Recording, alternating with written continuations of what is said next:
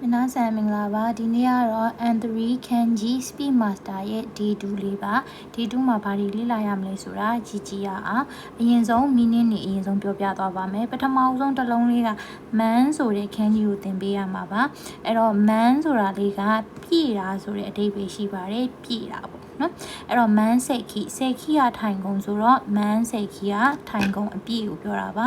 man in ဆိုတာလူဆိုတော့ man in လူအပြည့်ကိုပြောတာပါ man ရှိစအခန်းနေပြည့်တာကိုပြောတာပါရှိစဆိုတာအခန်းဆိုတော့ man ရှိစဆိုရင်အခန်းအပြည့်ကိုပြောတာပါ man ဆိုခုနဒါကတော့ adjective အနေနဲ့အလုပ်လုပ်တာပါ man ဆိုခုနရဲ့အဓိပ္ပာယ်ကစိတ်ကြည်နက်တော့ man ဆိုခုစုလို့ဒါကြတော့ဘတ်အနေနဲ့အလုပ်လုပ်တာပါ man ဆိုခုစုလို့ကကြတော့စိတ်ကြည်နက်သည်စုလို့လေးဖယ်လိုက်မယ်ဆိုရင်တော့စိတ်ကြည်နက်ခြင်းဆိုတဲ့ noun အနေနဲ့အလုပ်လုပ်ပါတယ်အဲ့ဒါပြီးဖူမန်ကကြတော့စိတ်မကြည်နက်တာပေါ့ဖူပါရင်အငင်းဆိုတော့ကြတော့ဖူမန်ဆိုတော့စိတ်မကြည်နက်ခြင်းပါဒါကပထမဆုံးတစ်လုံးရဲ့ meaning တွေရဲ့အဓိပ္ပာယ်တွေပါမြန်မာလိုအဓိပ္ပာယ်တွေပါနံပါတ်2လုံးမြောက်ရဲ့ meaning အဓိပ္ပာယ်တွေကဝါတာရှိနော့ဆေခိဝါတာရှိဆိုတာကျွန်တော်ဆေခိကထိုင်ကုန်ဆိုတော့ဝါတာရှိနော့ဆေခိကျွန်တော်ရဲ့ထိုင်ကုန်ရှုစေခီဆိုတာတက်ရောက်တာဖြစ်ပြီးတော့ခဲစေခီကပြက်ကွက်တာဖြစ်ပါတယ်စုရုကထိုင်ရင်တက်ရောက်ဒီဖြစ်ပြီးတော့စုရုမကထိုင်ရင်တော့တက်ရောက်ခြင်းနောင်အနေနဲ့အလုပ်လုပ်ပါတယ်အဲ့တော့ခဲစေခီကကြတော့ပြက်ကွက်ခြင်းအဲ့တော့စုရုကထားမယ်ဆိုရင်တော့ပြက်ကွက်ဒီဆိုတာမျိုးဖြစ်သွားပါတယ်ဟိုက်သုံးလုံးမြောက်ကမီနင်းအဓိပ္ပာယ်ကတော့ ichi ban ကနံပါတ်1ဘန်းမဲနာနီဘန်းမဲဘန်းမဲဆိုတာကနံပါတ်မြောက်ကိုပြောတာပါ Q ဘန်းဆိုတော့နံပါတ်9ပေါ့ခိုးဘန်းကရေစခန်းပါလေးလုံးမြောက်မီနင်းတွေကိုတွားကြည့်ရအောင်ဘန်းကောကလည်းနံပါတ်ပါပဲစန်းကောရှစန်းဆိုတာ3ကောဆိုတာနံပါတ်ရှဆိုတာကားဆိုတော့ကားနံပါတ်3ကိုပြောတာပါအဲ့တော့ရှင်းကောကမီး point ပါအဲ့တော့ခီကောကကြတော့ဗာလဲဆိုရင်သင်္ကေတပါခီကောကဗာလဲဆိုရင်သင်္ကေတအဲ့တော့ဒီဘက်တစ်ချမ်းက meaning တွေရလိုက်မယ်လို့ထင်ပါတယ်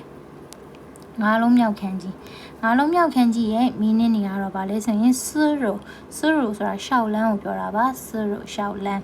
ဒိုးရိုကလမ်းမကြီးစန်းရိုရထားလမ်းနံပါတ်6လုံးမြောက်က meaning တွေကတော့မီဂီကာဝါညာဘက်ချမ်းစုတိုကာဝါအပြင်ဘက်ချမ်းစရိုကာဝါရှောက်လန်းဘက်ချမ်းအဲ့တော့ကျမတို့ရထားစီးရဲ့ကားစီးရဲ့ဆိုရင်ဒီလိုဘက်တွေကကျမတို့ပြတင်းပေါက်ဘက်ချမ်းဖြစ်ပြီးတော့ဒီလိုလူသွားတဲ့လမ်းဘက်တွေကဗာလဲဆိုရင်စရိုရှောက်လန်းဖြစ်ပါတယ်အဲ့တော့ကာဝါလေးပေါင်းလိုက်တော့စရိုကာဝါရှောက်လန်းဘက်ချမ်းနာနီနိစူဝါရီထိုင်သည်တခုခုမှထိုင်နေဆိုရင်ပါတီကနီလေးကိုသုံးပါတယ်နိစူဝါရုထိုင်သည်စားစေခိထိုင်ကုန်စေခိတစ်လုံးနဲ့လည်းထိုင်ကုန်ဖြစ်ပြီးတော့ထိုင်နေရဲ့ခန်းကြီးနဲ့လည်းပေါင်းလိုက်တာလည်းစားစေခိထိုင်ကုန်ဖြစ်သွားပါတယ်ခိုးစဒါလေးကတော့ထူးခြားချက်ပါခိုးစဘန်အကောင့်ပါခိုးစဘန်အကောင့်အဲ့တော့ရှစ်လုံးမြောက်ခန်းကြီးရဲ့ meaning တွေကတော့မားတို့ပြတင်းပေါက်မားတို့ကဝပြတင်းပေါက်ပတ်ချမ်းခုနပြောတဲ့ကာစီရဲ့အထားစီရဲ့ဘယ်ဘက်မှာစီမှာလဲရှောက်လန်းဘက်မှာထိုင်ပါလားပြတင်းပေါက်ပတ်ချမ်းမှာထိုင်ပါလားမားတို့ကူချီကကောင်းတာပါမားတို့ကူချီကောင်းတာမားတို့ကာရာစုမားတို့ဆိုတာပြတင်းပေါက်ကာရာစုဆိုတာဖန်မှန်ပေါ့နော်အဲ့တော့ပြတင်းပေါက်ရဲ့ဖန်နေမှန်နေကိုသုံးတာပါအဲ့တော့ meaning လေးတွေလိုက်မှန်နိုင်မယ်လို့ထင်ပါတယ်အဲ့တော့ပထမဆုံးတစ်လုံးရဲ့ခန်းကြီးကိုမှတ်ကြည့်အောင်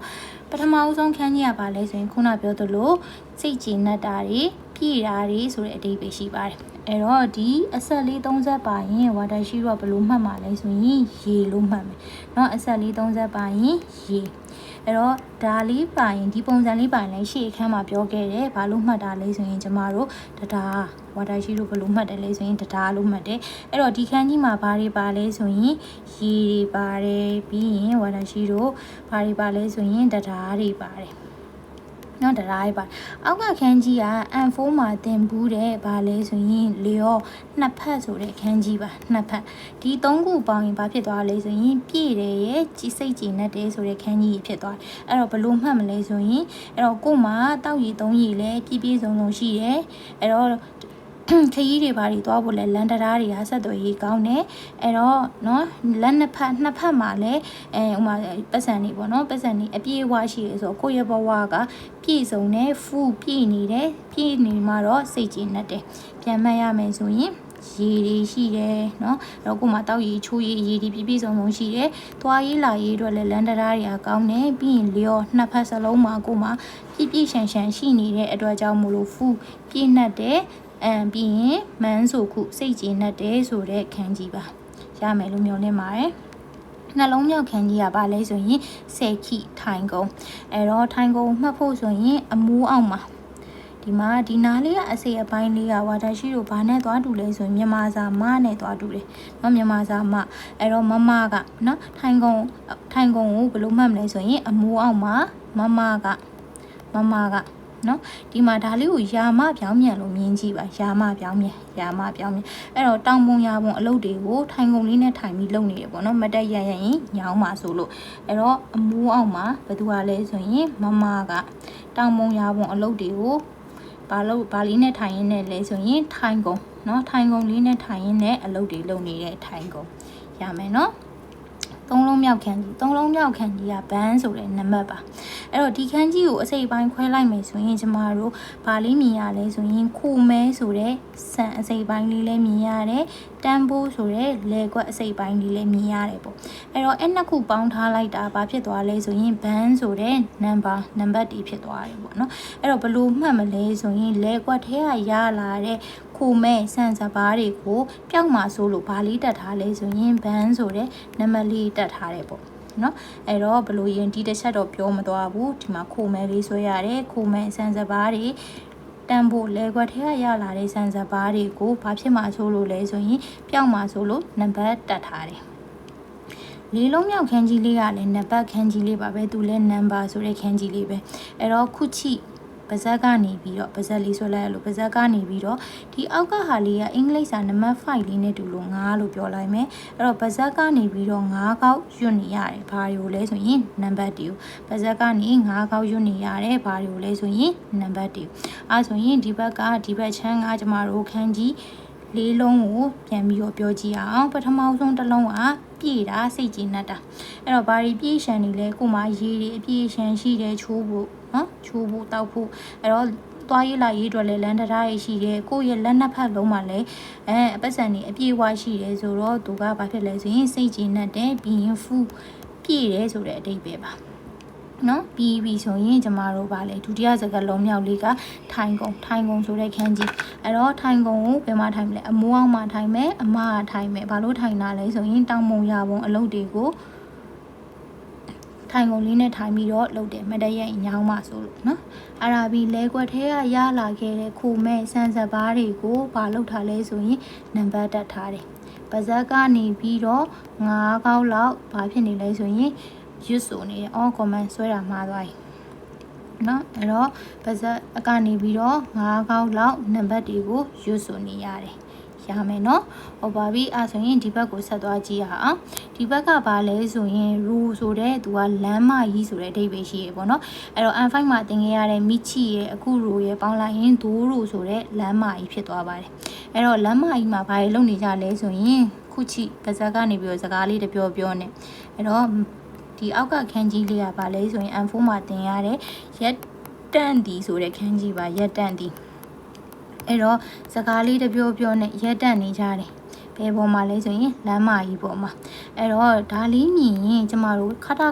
တာလေးနဲ့ပုံစံတူတာတွေမြင်ရင်တက်ဆန်လို့မှတ်ပါမယ်တာခုဆန်ဘယ်လိုမှတ်ရမလဲဆိုရင်တာခုဆန်အများကြီးလို့မှတ်ရအောင်ပါအဲ့တော့ဟုတ်ပြီလမ်းမပေါ်မှာဘာတွေလုပ်နေကြလဲစကားလေးတပြောနဲ့ရက်တန့်ပြီးတော့စောင့်နေကြတယ်အဲ့တော့ကိုတယောက်တည်းမဟုတ်ဘူးအများကြီးရက်တန့်ပြီးတော့စောင့်နေကြတယ်အဲ့တော့အများကြီးကလည်းခုချိစကားလေးတပြောနဲ့စောင့်နေကြတယ်ပြန်ပြောရမယ်ဆိုရင်လမ်းမပေါ်မှာဘာလုပ်နေကြလဲဆိုရင်စကားလေးတပြောနဲ့ရက်တန့်ပြီးတော့စောင့်နေကြတယ်တယောက်တည်းမဟုတ်ဘူးအများကြီးစောင့်နေကြတယ်အဲ့တော့ခုချိစကားလေးတပြောနဲ့ဘာလုပ်ကြလဲဆိုရင်စောင့်နေကြတယ်အဲ့တော့စကားပြောဘနောက်တဲ့ခုချိပါဇက်တစ်ပေါက်ထည့်လိုက်မယ်ဟိုက် 6လုံးမြောက်ခန်းကြီး6လုံးမြောက်ခန်းကြီးကဘာလဲဆိုရင်ဘတ်ချမ်းဆိုတယ်ပါညာဘက်နဲ့ပေါင်းတော့ညာဘတ်ချမ်းအပြင်ဘက်နဲ့ပေါင်းတော့အပြင်ဘက်အဲ့တော့6လမ်းနဲ့ပေါင်းတော့6လမ်းဘတ်ချမ်းဖြစ်သွားတယ်ဒီပုံစံလေးပါရင်ကျမတို့အမြဲတမ်းလူလို့မှတ်ပါတယ်လူတွေကတဲ့ဒါက N5 မှာသင်ခဲ့ရတဲ့ဘာလဲဆိုရင်ခယူခန်းကြီးလေးပါခယူအဲ့တော့လူတွေကခယူတွေကိုတဲ့အဲ့တော့ဒါလေးမြင်ရင်ကျမတို့ဘယ်လိုမှတ်မလဲဆိုရင်ဒီသင်္ကေတလေးမြင်ရင်ဒါလို့မှတ်ပါမယ်ဒါအဲ့တော့လူတွေကတဲ့ခယူတွေကိုတဲ့ဒါနဲ့ခွဲနေတဲ့ဘတ်ချမ်းနော်ဘတ်ချမ်းဘက်ကိုလှမ်းကြည့်နေကြရပေါ့ဆက်စုတွေကြပေါ့နော်အဲ့တော့လူတွေက